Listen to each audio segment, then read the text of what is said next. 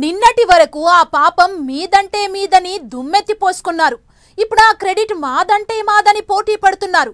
AP ప్రభుత్వం చేపట్టిన బనకచెర్ల ప్రాజెక్టుపై తెలంగాణ గడ్డ మీద పాలిటిక్స్ ఐఓల్టేజ్ గా నడుపుతున్నాయి. ఇక రేవంత్ చేతగానితనం వల్లే బనకచెర్ల పనులు జరుగుతున్నాయని, బీఆర్ఎస్ అంటే కేసీఆర్ వల్లే, పాపం వల్లే బనకచెర్లకు పునాది పడిందని రేవంత్ అటాక్ చేశారు.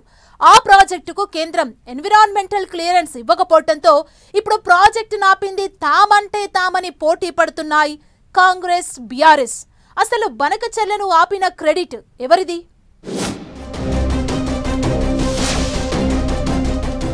నిన్నటి వరకు డైలాగ్ వార్, ఇప్పుడు క్రెడిట్ వార్.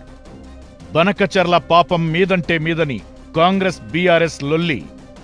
తమ వల్లే బనకచెర్ల ఆగిందని ఇప్పుడు క్రెడిట్ కొట్టేసే స్కెచ్.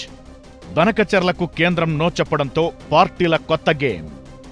తమ పోరాటం వల్లే బనకచెర్ల ఆగిందంటున్న బీఆర్ఎస్, తమ అభ్యంతరం వల్లే కేంద్రం నో చెప్పిందంటున్న రేవంత్ సర్కార్.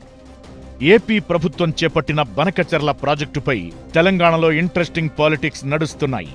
బనకచెర్ల ప్రాజెక్టుపై మొన్నటి వరకు కాంగ్రెస్, బీఆర్ఎస్ మధ్య డైలాగ్ వార్ నడిచింది. బనకచెర్ల ప్రాజెక్టు పాపం మీదంటే మీదని ఈ రెండు పార్టీలు ఒకరిపై ఒకరు ఆరోపణలు చేసుకున్నాయి. బనకచెర్లకు ఆజ్యం పోసింది అప్పటి సీఎం కేసీఆర్ అని కాంగ్రెస్ వాదిస్తే, చంద్రబాబుకు లబ్ధి చేకూర్చేందుకే బనకచెర్ల ప్రాజెక్టుకు సీఎం రేవంత్ రెడ్డి అడ్డు చెప్పడం లేదని బీఆర్ఎస్ అటాక్ చేసింది. ఇంతలోనే బనకచెర్ల ప్రాజెక్టుకు పర్యావరణ అనుమతులు ఇవ్వలేమంటూ కేంద్రం ప్రకటించడంతో సీన్ ఒక్కసారిగా మారిపోయింది. తిట్టి దుమ్మెత్తి పోసుకున్న కాంగ్రెస్, బీఆర్ఎస్ బనకచెర్ల ప్రాజెక్టుకు కేంద్రం నో చెప్పిన అంశాన్ని తమకు అనుకూలంగా మలుచుకోవాలని అధికార కాంగ్రెస్, ప్రతిపక్ష బీఆర్ఎస్ పోటీ పడుతున్నాయి. ఈ క్రెడిట్ వార్లో భాగంగా మాటకు మాట, విమర్శకు ప్రతి విమర్శతో తెలంగాణ పాలిటిక్స్ కాకరేపుతున్నాయి.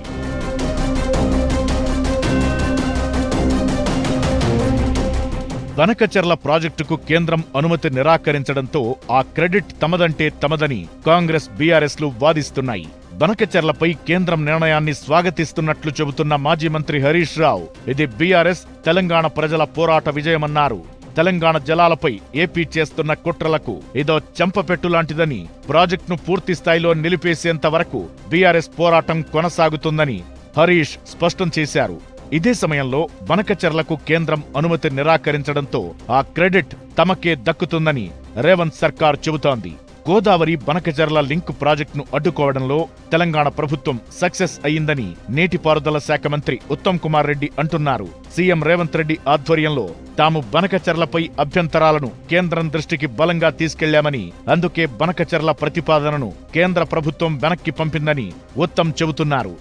ఇదే సమయంలో బనకచెర్ల ప్రాజెక్టుకు కేంద్రం అనుమతి నిరాకరించడం హర్షణీయమంటున్న ఎమ్మెల్సీ కవిత, ఇది తెలంగాణ జాగృతి, బీఆర్ఎస్ సాధించిన విజయమన్నారు. ఇలా బనకచెర్ల ప్రాజెక్టుపై గతంలో ఆ పాపం మీదంటే మీదని ఆరోపించుకున్న కాంగ్రెస్, బీఆర్ఎస్ పార్టీలు ఇప్పుడు కేంద్రం అడ్డు చెప్పగానే ఆ క్రెడిట్ తమదంటే తమదేనని వాదించుకుంటున్నాయి. నిజానికి బనకచెర్లపై బీఆర్ఎస్ మొదట వాయిస్ రేస్ చేసింది. ఆ ప్రాజెక్టును ఆపకపోతే తెలంగాణకు తీవ్ర నష్టం జరుగుతుందని, గోదావరిలో రాష్ట్రానికి దక్కాల్సిన వాటా నష్టపోతామని ప్రెస్ మీట్లు పెట్టి గళం వినిపించారు కారు పార్టీ కీలక నేతలు. ఆ తరువాత CM Revanth Reddy all party MPs meeting నిర్వహించి కేసీఆర్, బీఆర్ఎస్ పై విమర్శలు చేశారు. అంతేకాదు, సీఎం రేవంత్, నీటిపారుదల శాఖ మంత్రి ఉత్తమ్, కేంద్ర జలశక్తి శాఖ మంత్రిని, అధికారులను కలిసి బనకచెర్లపై తమ అభ్యంతరాలను తెలియజేశారు. ఆ తరువాత ఏపీ సర్కార్ ప్రాజెక్టు ఎన్విరాన్మెంటల్ క్లియరెన్స్ కోసం పెట్టుకున్న దరఖాస్తులను తిరస్కరించింది కేంద్రం. దీంతో బనకచెర్ల ప్రాజెక్టు ఆపిన క్రెడిట్ ఎవరిదంటే ఇప్పుడది వడవని ముచ్చటగా చెబుతున్నారు పొలిటికల్ అనలిస్టులు. అయితే బనకచెర్ల ప్రాజెక్టుపై తెలంగాణ, ఏపీ సీఎంలతో చర్చించేందుకు కేంద్ర ప్రభుత్వం నిర్ణయించినట్టు తెలుస్తోంది. చర్చల తరువాతే బనకచెర్ల భవితవ్యమేంటో తేలనుంది. గాసిప్స్ గ్యారేజ్ లో చిన్న బ్రేక్ తీసుకుందాం.